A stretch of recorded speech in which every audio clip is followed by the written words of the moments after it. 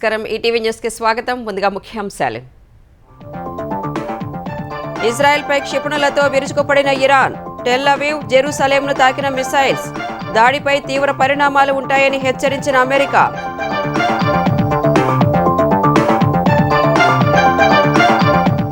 Hydraa ordinance కు governor Jishnu Dev Varma ఆమోదం విస్తృత అధికారాలతో వేగంగా నిర్ణయాలు తీసుకునే అవకాశం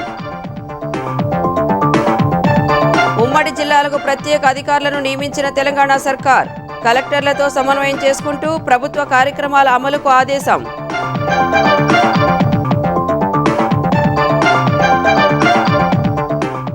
నేడు కృష్ణా జిల్లాలో చంద్రబాబు పర్యటన మచిలీపట్నంలో స్వచ్ఛతా హీ సేవ కార్యక్రమానికి హాజరు కానున్న సీఎం భారీ ఏర్పాట్లు చేసిన ప్రభుత్వం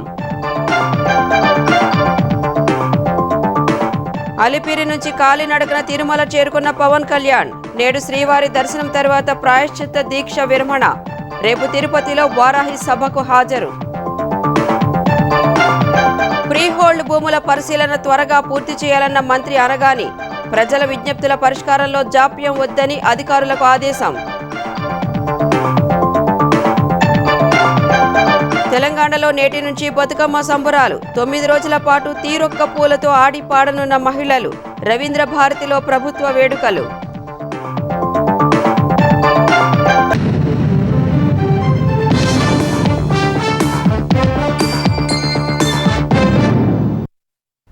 పశ్చిమాసియాలో పరిస్థితులు మరింత ఉద్రిక్తంగా మారాయి హెజ్బొల్లాకు మద్దతుగా ఇరాన్ సైతం రంగంలోకి దిగింది దాదాపు 200కి పైగా క్షిపణులతో ఇజ్రాయెల్పై ఇరాన్ ప్రత్యక్ష దాడికి దిగింది వీటిలో చాలా వాటిని అమెరికా సాయంతో ఇజ్రాయెల్ అడ్డుకుంది మరికొన్ని ఇజ్రాయెల్ ప్రాంతాలను తాకాయి ఇరాన్ చర్య పశ్చిమాసియాలో ప్రాంతీయ యుద్ధానికి దారితీసే అవకాశం ఉంది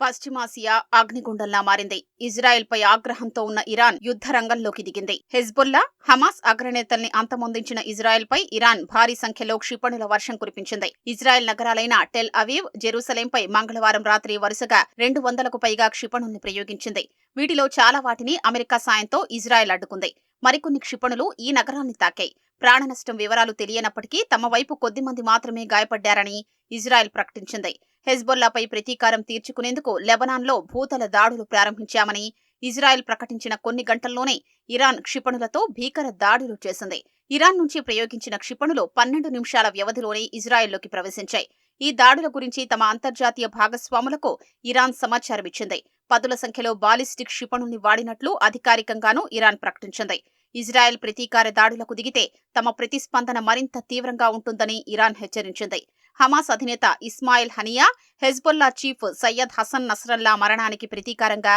ఈ దాడులు చేపట్టినట్లు అధికారికంగా ప్రకటించింది ఇజ్రాయెల్ ఆక్రమించిన ప్రాంతాన్ని లక్ష్యంగా చేసుకున్నట్లు తెలిపింది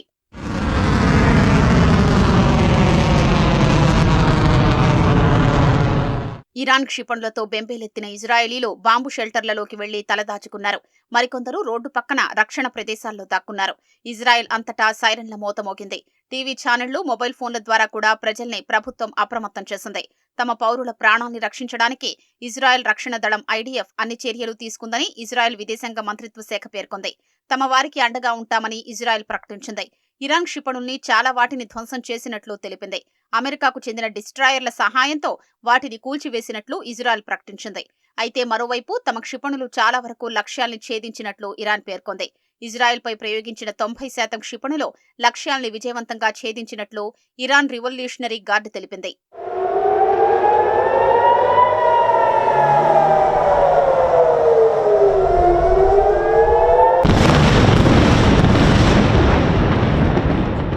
అటు ఇజ్రాయెల్లోని జఫ్ఫాలో 2 సాయుధులు విచక్షణారహితంగా కాల్పులు జరిపారు ఈ ఘటనలో 6 ఇజ్రాయేలీలు చనిపోగా పదుల సంఖ్యలో గాయపడ్డారు మరోవైపు ఇజ్రాయెల్పై ఇరాన్ క్షిపణుల దాడి వేళ అమెరికా అధ్యక్షుడు జో బైడెన్ స్పందించారు ఇజ్రాయెల్కు అండగా నిలిచేందుకు పశ్చిమాసియాలోని అమెరికా బలగాల్ని రక్షించేందుకు సిద్ధంగా ఉన్నట్లు ప్రకటించారు పశ్చిమాసియాలో పరిస్థితులు మరింత దిగజారుతున్న వేళ జాతీయ భద్రతా బృందంతో సమావేశమయ్యారు ఇరాన్ దాడులకు ప్రతీకారం తప్పదని ఇజ్రాయెల్ హెచ్చరించింది దీంతో ఈ పోరు మరింత విస్తరించి ప్రాంతీయ యుద్ధంగా మారే సూచనలు స్పష్టంగా కనిపిస్తున్నాయి చెరువులతో పాటు ప్రభుత్వ స్థలాల పరిరక్షణ లక్ష్యంగా ఏర్పాటు చేసిన హైడ్రాకు విశేష అధికారాలు దక్కాయి. ఈ మేరకు తెలంగాణ ప్రభుత్వం తీసుకొచ్చిన ఆర్డినెన్స్ కు గవర్నర్ జిష్ణుదేవ్ వర్మ ఆమోదం తెలిపారు.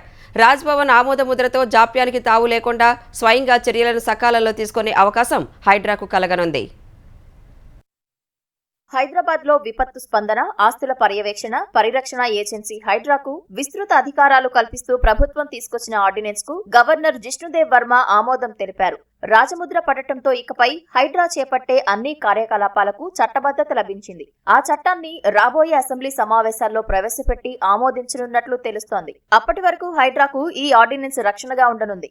ఇటీవలే రాష్ట్ర ప్రభుత్వం రూపొందించిన ఆర్డినెన్స్ పై గవర్నర్ పలు సందేహాలు వ్యక్తం చేయగా పురపాలక శాఖ ముఖ్య కార్యదర్శి దానకిషోర్ నివృత్తి చేయడంతో జిష్ణుదేవ్ వర్మ ఆమోద ముద్ర వేశారు. చెరువులు, కుంటలు, నాలాలు, పార్కులు, ప్రభుత్వ స్థలాలు, ఆట స్థలాలు సహా ప్రభుత్వ ఆస్తులను సంరక్షించడం సహా ప్రకృతి వైపరీత్యాల సమయంలో రక్షణ చర్యలు, భారీ వర్షాలు వచ్చినప్పుడు ట్రాఫిక్ పోలీసులతో సమన్వయం చేసుకుని క్రమబద్ధీకరించడం, అగ్నిమాపక శాఖ సేవలకు ఎన్ఓసీ జారీ తదితర లక్ష్యాలతో జూలై 19న జీవో MS 99 ద్వారా రాష్ట్ర ప్రభుత్వం హైడ్రాను ఏర్పాటు చేసింది.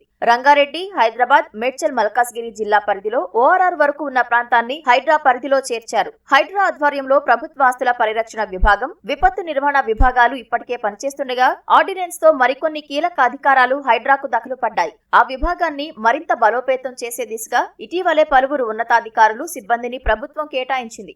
ఆక్రమణలను పరిశీలించడం, నోటీసులు ఇవ్వడం, ప్రభుత్వ స్థలాల్లోని ఆక్రమణల తొలగింపు అధికారం కల్పించే GHMC చట్టం 1955లోని సెక్షన్ 374(b)ని ఆర్డినెన్స్ లో చేర్చారు. అనధికారిక ప్రకటనలకు జరిమానాలు విధించే అధికారం హైడ్రాకు బదిలీ అయింది. పురపాలక చట్టం 2019 ప్రకారం సంబంధిత కార్పొరేషన్, మున్సిపాలిటీ కమిషనర్ కు ఉన్న అధికారాలు, బీపాస్ చట్టం 2020 ప్రకారం జోనల్ కమిషనర్ నేతృత్వంలోని జోనల్ టాస్క్ ఫోర్స్, కలెక్టర్ నేతృత్వంలోని జిల్లా టాస్క్ ఫోర్స్ కు ఉన్న అధికారాలను హైడ్రాకు ఇచ్చారు. HMDA చట్టం 2008లోని పలు సెక్షన్ల కింద కమిషనర్ కు ఉన్న అధికారం, భూ ఆదాయ చట్టంలోని సెక్షన్ 1317(f) ప్రకారం ఆక్రమణల తొలగింపు, ఆస్తుల పరిరక్షణకు RDO, కలెక్టర్ కు ఉన్న అధికారాలు, అవే అంశాలకు సంబంధించి నీటిపారుదల చట్టంలోని అధికారాలు, జీవో MS 67 ద్వారా 2002లో UDA ఎగ్జిక్యూటివ్ అధికారికి ఇచ్చిన అధికారాలను హైడ్రాకు కట్టబెట్టారు. భూ ఆక్రమణ చట్టం 1905లోని పలు సెక్షన్ల కింద జిల్లా కలెక్టర్, తహసీల్దార్, DTకి ఉన్న అధికారాలు, వాల్టా చట్టం 2002, Telangana building rules, fire services చట్టంలోని పలు అధికారాలను హైడ్రాకు వర్తింపచేశారు.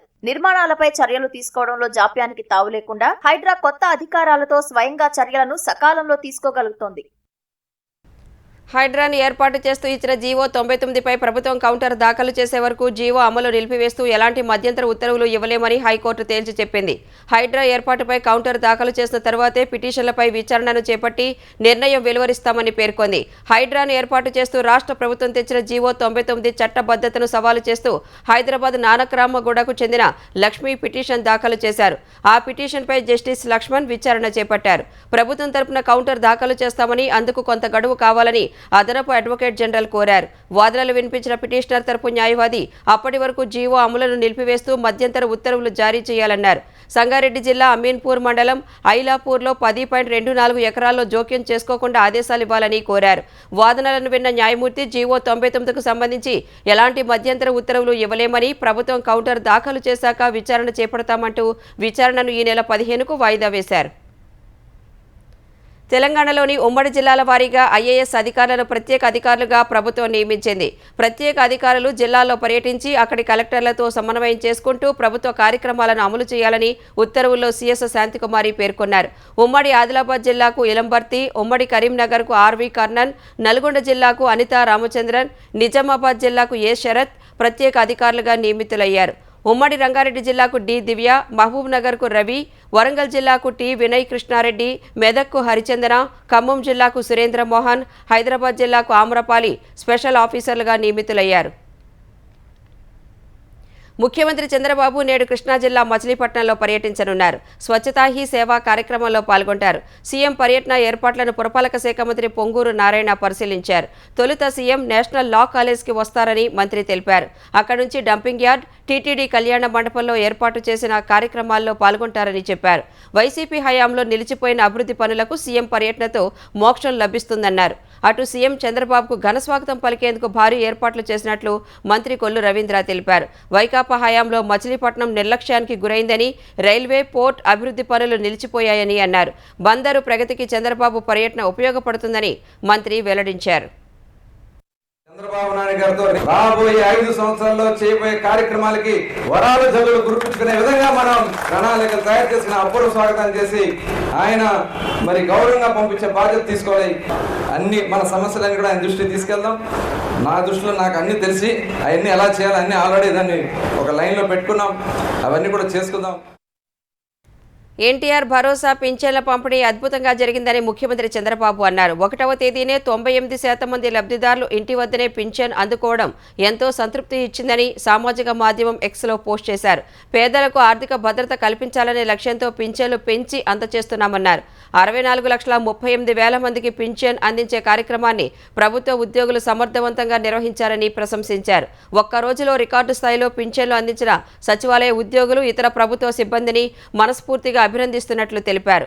అధికారం చేపట్టిన 110 రోజుల్లో పింఛన్ల కోసం కూటమి ప్రభుత్వం 12,508 కోట్లు ఖర్చు చేసిందని చెప్పడానికి ఎంతో సంతోషిస్తున్నట్లు వెల్లడించారు. తిరుమల శ్రీవారి లడ్డూలో కల్తీ నెయ్యి వ్యవహారంలో అపచారం జరిగిందని ప్రాయశ్చిత్త దీక్ష చేపట్టిన ఏపీ ఉప ముఖ్యమంత్రి పవన్ కళ్యాణ్ నేడు దీక్ష విరమించనున్నారు. నిన్న సాయంత్రం అలిపిరి నుంచి కాలినడకన బయలుదేరిన ఆయన రాత్రి తిరుమలకు చేరుకున్నారు. కాలిబాట గుండా బయలుదేరిన పవన్ కళ్యాణ్ వెంట భారీగా అభిమానులు తరలివచ్చారు. మార్గం మధ్యలో భక్తులతో మాట్లాడుతూ అక్కడక్కడ సేద తీరారు. గత సంవత్సరం చిరుత దాడిలో మృతి చెందిన లక్షిత, చిరుత దాడిలో గాయపడిన కౌశిక్ వివరాలను 7వ మైలు వద్ద అటవీశాఖ అధికారులను అడిగి తెలుసుకున్నారు. చిరుతల నుంచి రక్షణకు అటవీశాఖ చేపట్టిన చర్యలను అధికారులు పవన్ కు వివరించారు. రాత్రి గాయత్రి నిలయం అతిథి గృహానికి చేరుకున్న ఆయనకు టీటీడీ అధికారులు స్వాగతం పలికారు. ఇవాళ ఉదయం 10 గంటలకు శ్రీవారిని దర్శించుకుని ప్రాయశ్చిత్త దీక్ష విరమించనున్నారు. ఆ తరువాత వెంగమాంబ అన్నదాన కేంద్రానికి వెళతారు. ఇవాళ రాత్రి కూడా తిరుమలలోనే బస చేయనున్న డిప్యూటీ సీఎం రేపు సాయంత్రం 4:30 గంటలకు తిరుమల నుంచి తిరుపతికి చేరుకుంటారు.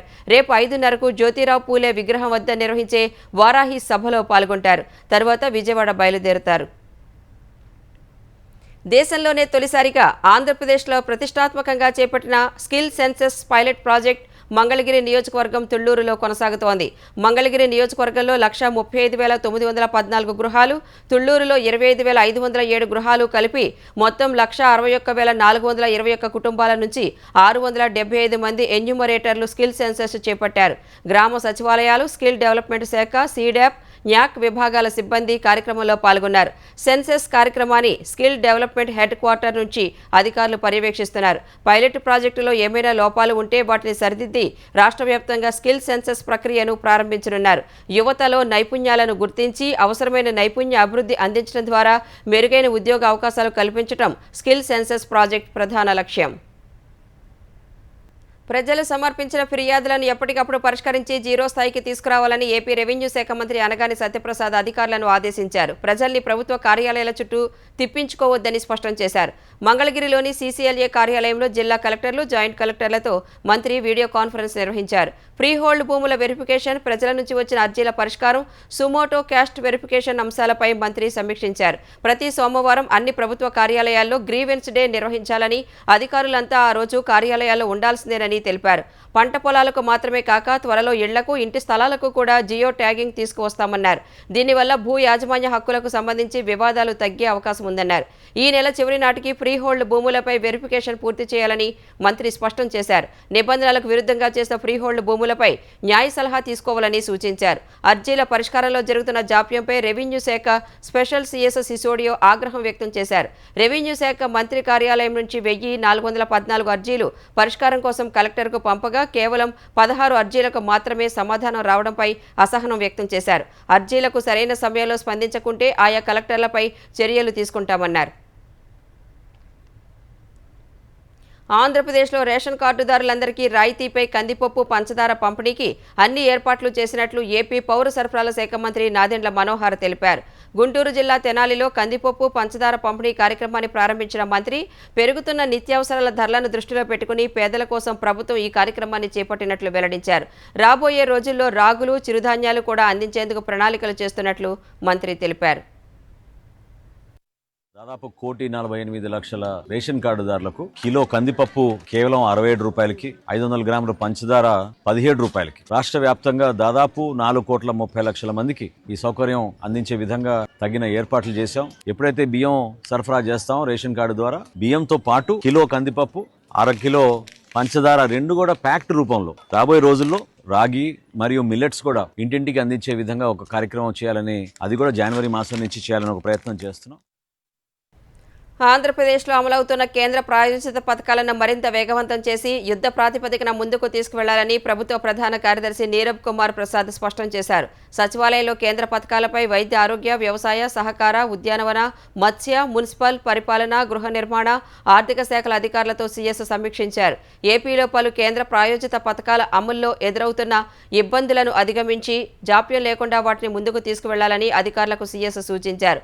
తద్వారా కేంద్రం నుంచి మరిన్ని పథకాలు, నిధులు రాబట్టేందుకు కృషి చేయాలని చెప్పారు. పూర్తయిన పనులకు సకాలంలో యూటిలైజేషన్ సర్టిఫికెట్స్ను కేంద్రానికి సమర్పిస్తే తదుపరి వాయిదా నిధులు మంజూరు అయ్యే వీలుంటుందని, ఆ దిశగా తగు చర్యలు తీసుకోవాలన్నారు. కేంద్రం ప్రవేశపెట్టి ఏపీలో అమలు కాని ప్రాయోజిత పథకాలను కూడా అమలు చేసేందుకు పరిశీలించాలని సీఎస్ సూచించారు. ఆక్వారంగం అభివృద్ధిపై ప్రత్యేక దృష్టి సారించి మంజూరైన సెంట్రల్ స్పాన్సర్డ్ స్కీమ్లను వేగవంతంగా పూర్తి చేయడం సహా మరిన్ని నిధులు, పథకాలను ఏపీకి తెచ్చేందుకు తగు చర్యలు తీసుకోవాలని ఆదేశించారు. రాయలసీమ, ఉత్తరాంధ్ర జిల్లాలో వెనుకబడిన ప్రాంతాల అభివృద్ధికి సంబంధించి కేంద్రం నుంచి తగిన నిధులు మంజూరు చేయించుకునే అవకాశం ఉందని, ఆ దిశగా తగిన ప్రణాళికలు సమర్పించాలని అధికారులకు సీఎస్ నీరబ్ సూచించారు. అహింసనే ఆయుధంగా మలిచిన సమరయోధుడు, మానవాళికి మానవత్వం నేర్పిన మహనీయుడు మహాత్మా గాంధీ అని ముఖ్యమంత్రి రేవంత్ రెడ్డి స్మరించుకున్నారు. స్వాతంత్ర్య పోరాట దిక్సూచి, భరతజాతి మౌలిక స్ఫూర్తి గాంధీ జయంతి సందర్భంగా ఆదర్శమూర్తికి రేవంత్ రెడ్డి నివాళులర్పించారు. జై జవాన్ జై కిసాన్ అనే నినాదం ద్వారా రైతులు, సైనికుల గొప్పతనాన్ని ప్రపంచానికి చాటి చెప్పిన మాజీ ప్రధానమంత్రి లాల్ బహదూర్ శాస్త్రి ఔన్నత్యాన్ని సీఎం కొనియాడారు. అక్టోబర్ 2న శాస్త్రి జయంతిని పురస్కరించుకుని స్వాతంత్ర్య భారత 2వ ప్రధానమంత్రిగా దేశానికి అందించిన సేవలను రేవంత్ రెడ్డి స్మరించుకున్నారు. దేశ స్వాతంత్ర్య సాధన కోసం సాగిన పోరాటాన్ని శాంతియుతంగా నడిపించిన స్ఫూర్తి ప్రదాత గాంధీజీ అని బీఆర్ఎస్ అధినేత కేసీఆర్ స్మరించుకున్నారు. బాధితులకే సహనం ఎక్కువగా ఉండాలని, శాంతియుత మార్గాన్ని అనుసరించడం ద్వారా మాత్రమే తమకు జరుగుతున్న అన్యాయాన్ని ఎదిరించి విజయం సాధించేందుకు మార్గం సుగమం అవుతుందనే గాంధీజీ కార్యాచరణ తన తెలంగాణ ఉద్యమ పంథాను ముందుకు నడిపించిందని కేసీఆర్ తెలిపారు. గాంధీజీ బోధనలు, కార్యాచరణ అన్ని కాలాలకు, అన్ని వర్గాలకు ఆచరణీయమని కేసీఆర్ పునరుద్ఘాటించారు. సంవత్సరానికి విపత్తు వాటా కింద తెలంగాణకు 416.80 కోట్ల నిధులను అడ్వాన్స్గా కేంద్ర ప్రభుత్వం విడుదల చేసిన నిధులపై మిశ్రమ స్పందన వచ్చింది. రాష్ట్ర ప్రభుత్వం వద్ద ఇప్పటికే ఉన్న 1345 కోట్లకు యూటిలైజేషన్ సర్టిఫికేట్ ఇస్తే మిగిలిన నిధులను సైతం విడుదల చేసేందుకు సిద్ధంగా ఉన్నామని కేంద్రం పేర్కొనగా, మొదటి, రెండో విడత ఇన్స్టాల్మెంట్ నిధులను విడుదల చేసిన కేంద్రానికి కేంద్ర మంత్రులు బండి సంజయ్, కిషన్ రెడ్డి కృతజ్ఞతలు తెలిపారు. సకాలంలో నిధులు విడుదల చేయడం వల్ల పునరావాస ప్రయత్నాలను వేగవంతం చేయడంతో పాటు అవసరమైన సామాగ్రి బాధిత వర్గాలకు వేగంగా చేరేలా చర్యలు చేపట్టవచ్చన్నారు. మరోవైపు జాతీయ విపత్తుల నిధుల కేటాయింపుల్లో తెలంగాణకు అన్యాయం జరిగిందని మాజీ మంత్రి హరీష్ రావు ఆగ్రహం వ్యక్తం చేశారు. భాజపాకి రాష్ట్రం నుంచి 8 ఎంపీ సీట్లు ఇస్తే ఒరిగింది ఏమీ లేదని విమర్శించారు. ఎన్డీఆర్ఎఫ్ నిధుల కేటాయింపుల్లో ఆంధ్రాతో పోలిస్తే సగం కంటే తక్కువ కేటాయింపులు జరిగాయని తెలిపారు. ఇదేనా సబ్కా సాత్ సబ్కా వికాస్ అంటూ హరీష్ రావు ప్రశ్నించారు. జంట నగరాల్లో జరిగే మతపరమైన ఊరేగింపుల్లో డీజే సౌండ్ సిస్టమ్ వినియోగం, బాణాసంచా కాల్చడంపై పోలీసులు ఆంక్షలు విధించారు. ఊరేగింపుల్లో డీజే సౌండ్, బాణాసంచా కాల్చడంపై పోలీస్ కమిషనర్ సివి ఆనంద్ నిషేధం విధిస్తూ ఆదేశాలు జారీ చేశారు. డీజే వాడటం వల్ల తీవ్ర శబ్ద కాలుష్యం ఏర్పడి ప్రజలు ఇబ్బంది పడుతున్నారని పేర్కొన్నారు. ఇటీవలే మత పెద్దలు, ఇతర సంఘాలతో సమావేశం ఏర్పాటు చేసిన ఆనంద్ డీజే వల్ల ఎదురయ్యే దుష్పరిణామాలపై వివరించారు. ఇటీవల కాలంలో మతపర ఊరేగింపులు విపరీతంగా పెరిగిపోయాయన్నారు. ఆయా ఊరేగింపుల్లో ఉపయోగించే డీజే సౌండ్తో భారీగా శబ్ద కాలుష్యం ఏర్పడుతోందని, తద్వారా రక్తపోటు, వినికిడి సమస్యలు, మానసిక ఆందోళన, నిద్రలేమి వంటి సమస్యలు ఎదురవుతున్నాయని ఆనంద్ తెలిపారు. బాణాసంచా కాల్చడం వల్ల ఒక్కోసారి అగ్ని ప్రమాదాలు జరిగే అవకాశం ఉందని చెప్పారు. నిషేధాజ్ఞలు ఉల్లంఘించిన వారిపై చర్యలు తప్పవని పోలీస్ కమిషనర్ సివి ఆనంద్ హెచ్చరించారు. తెలంగాణకే ప్రత్యేకమైన పూలను దేవతగా పూజించే బతుకమ్మ పండుగ నేటి నుంచి ఈ నెల 10 వరకు రాష్ట్ర వ్యాప్తంగా ఘనంగా నిర్వహించనున్నారు. హైదరాబాద్ రవీంద్ర భారతిలో రోజు సాయంత్రం 6 నుంచి బతుకమ్మ సంబరాలు జరపనున్నట్లు రాష్ట్ర సాంస్కృతిక శాఖ వెల్లడించింది. ఈ నెల 4న ఉదయం 10 గంటలకు కవి సమ్మేళనం, ఈ నెల 6న నగరంలోని నృత్య సంస్థలతో బతుకమ్మ నీరాజనం ఉంటాయని తెలిపింది. ఈ నెల 7న ఉదయం 10 గంటలకి బతుకమ్మ, చెరువుల పరిరక్షణ, పర్యావరణ ప్రభావం, మహిళల భద్రత వంటి అంశాలపై విమల కమలక్క నేతృత్వంలో చర్చా కార్యక్రమం, సాయంత్రం నాట్య, సంగీత, సాంస్కృతిక ప్రదర్శనలు నిర్వహించనున్నట్లు పేర్కొంది. ఈ నెల 10న సద్దుల బతుకమ్మను పురస్కరించుకుని అమరవీరుల స్తూపం నుంచి ట్యాంక్ బండ్ వరకు 1000 బతుకమ్మలు, జానపద, గిరిజన కళాకారులతో భారీ ఊరేగింపు ఉంటుందని సాంస్కృతిక శాఖ తెలిపింది. జమ్మూ కాశ్మీర్ అసెంబ్లీ ఎన్నికల్లో భాగంగా మంగళవారం జరిగిన చివరి విడత పోలింగ్లో 68.72% ఓటర్లు తమ ఓటు హక్కును వినియోగించుకున్నారు. 7 జిల్లాల్లో 40 శాసనసభ స్థానాలకు పటిష్టమైన భద్రత మధ్య పోలింగ్ నిర్వహించారు. ఉదయం 7 గంటలకు పోలింగ్ మొదలైనప్పటి నుంచి ఓటర్లు పెద్ద ఎత్తున బారులు తీరి కనిపించారు. సాయంత్రం 6 గంటలకు గడువు ముగిసిన తర్వాత కొన్ని చోట్ల ఇదే పరిస్థితి కొనసాగింది. నియంత్రణ రేఖ వద్ద ఏర్పాటు చేసిన పోలింగ్ కేంద్రాలు అన్ని చోట్ల ఎన్నికలు ప్రశాంతంగా ముగిశాయని, ఎలాంటి అవాంఛనీయ ఘటనలు చోటు చేసుకోలేదని అధికారులు ప్రకటించారు. అత్యధికంగా సాంబా జిల్లాలో 73.45%, ఉదంపూర్లో 72.91%, కఠువా జిల్లాలో 70.53%, జమ్మూలో 66.79%, బందీపురలో 64.95%, కుప్వారాలో 62.76%, బారాముల్లాలో 55.73% మంది ఓట్లు వేశారు. జమ్మూ కాశ్మీర్లో 90 శాసనసభ స్థానాలు ఉండగా గత నెల 18న మొదటి విడత, 25న రెండో విడత పోలింగ్ జరిగింది. ఈ నెల 8న ఓట్ల లెక్కింపు జరగనుంది. భూ కుంభకోణం వ్యవహారం కర్ణాటకలో తీవ్ర చర్చనీయాంశం అవుతున్న వేళ మైసూర్ అర్బన్ డెవలప్మెంట్ అథారిటీ కీలక నిర్ణయం తీసుకుంది. ముఖ్యమంత్రి సిద్ధరామయ్య సతీమణి చేసిన ప్రకటన మేరకు ఆ భూముల్ని తిరిగి తీసుకునేందుకు అంగీకరించింది. ఈ కుంభకోణం సీఎం సిద్ధరామయ్యకు తలనొప్పిగా మారడంతో భూముల్ని వెనక్కి ఇచ్చేస్తామని ఆయన సతీమణి పార్వతి ప్రకటించింది. తన అన్నయ్య పసుపు కుంకుమల కింద ఇచ్చిన ప్లాట్లు ఇంత రాద్ధాంతం చేస్తాయని ఊహించలేదని లేఖలో పేర్కొన్నారు. తన భర్త గౌరవం, ఘనతకు మించి ఈ ఆస్తులు పెద్దవి కావని చెప్పారు. ఇన్నేళ్లు ఆయన అధికారం నుంచి ఏమీ ఆశించని తమకు ఈ ఆస్తులు తృణప్రాయమని వెల్లడించారు. అందుకే ఈ స్థలాల్ని తిరిగి ముడాకు అప్పగిస్తున్నానని తెలిపారు. రాజకీయ రంగానికి దూరంగా ఉండే తనలాంటి మహిళల్ని వివాదాల్లోకి లాగొద్దని విజ్ఞప్తి చేశారు. డేరా సచ్చా సౌదా అధిపతి గుర్మిత్ రామ్ రహీం సింగ్ను పెరోల్పై విడుదల చేసే అవకాశం ఉందని జరుగుతున్న ప్రచారంపై కాంగ్రెస్ స్పందించింది. హర్యానా అసెంబ్లీ ఎన్నికల్లో తమ విజయ అవకాశాలను దెబ్బతీసేందుకే బీజేపీ ఎలా ప్రవర్తిస్తోందని మండిపడింది. ఎన్నికల ప్రధాన అధికారికి హర్యానా ప్రదేశ్ కాంగ్రెస్ కమిటీ లేఖ రాసింది. ఎన్నికల సమయంలో గుర్మిత్ సింగ్కు పెరోలు లభించడం చట్టవిరుద్ధమని అందులో పేర్కొంది. ఈ చర్య ఎన్నికల కోడ్ను ఉల్లంఘించినట్లేనని, గత 2 ఏళ్లలో గుర్మిత్ పెరోల్పై విడుదలవ్వటం ఇది 10వ సారని గుర్తు చేసింది. బీజేపీ ఉద్దేశపూర్వకంగానే గుర్మీత్ను విడుదల చేయిస్తోందని ఆరోపించింది. 2 సాధ్వీలపై గుర్మిత్ రామ్ రహీం సింగ్ అత్యాచారానికి పాల్పడ్డారని తేలడంతో 2017లో సిబిఐ కోర్టు 20 ఏళ్ల జైలు శిక్ష విధించింది. ప్రస్తుతం రోహ్తక్లోని సునారియా జైల్లో శిక్ష అనుభవిస్తున్నారు. పలు కేసుల్లో నిందితుడైన గుర్మీత్కు హర్యానాలో భారీ అనుచరగణం ఉంది. దీంతో ఎన్నికలను ప్రభావితం చేసే అవకాశాలు ఉన్నాయని కాంగ్రెస్ ఆరోపించింది. తమ దేశం మున్ముందు గడ్డు పరిస్థితులు ఎదుర్కొనుందని చైనా అధ్యక్షుడు షీ జిన్పింగ్ పేర్కొన్నారు. రానున్న రోజుల్లో తీవ్ర సవాళ్లు ఎదుర్కానున్నాయని హెచ్చరించారు. భారత్ సహా పొరుగు దేశాలతో పెరుగుతున్న ఉద్రిక్తతలు, అమెరికాతో తీవ్ర పోటీ, ఆర్థికంగా ప్రతికూల గాలులు వీయడం వంటివి ఇందుకు దారితీస్తున్నాయన్నారు. 75వ జాతీయ దినోత్సవం సందర్భంగా బీజింగ్లోని తియానన్ స్క్వేర్లో ఏర్పాటు చేసిన కార్యక్రమంలో జిన్పింగ్ ఈ వ్యాఖ్యలు చేశారు. మున్ముందు పరిస్థితులు అంత సాఫీగా ఉండవని, ఎన్నో సమస్యలు, అడ్డంకులు ఎదురుకావచ్చని అన్నారు. ఇటువంటి సమయాల్లో అప్రమత్తంగా ఉంటూ ముందుకు వెళ్లాలని పార్టీ నాయకులకు సూచించారు. కమ్యూనిస్టు పార్టీతో పాటు సైన్యం, అన్ని వర్గాల ప్రజలు కలిసికట్టుగా ముందుకు వెళ్లాలన్నారు. అప్పుడు ఏ కష్టాలు కూడా చైనీయులకు అడ్డుకోలేవని జిన్పింగ్ పేర్కొన్నారు. తైవాన్ స్వాతంత్ర్యాన్ని తీవ్రంగా వ్యతిరేకిస్తున్నామన్న ఆయన అది తమలో భాగమని అన్నారు. జలసంధికి ఇరువైపులా ఉన్న ప్రజల మధ్య రక్త సంబంధం ఉందని వ్యాఖ్యానించారు.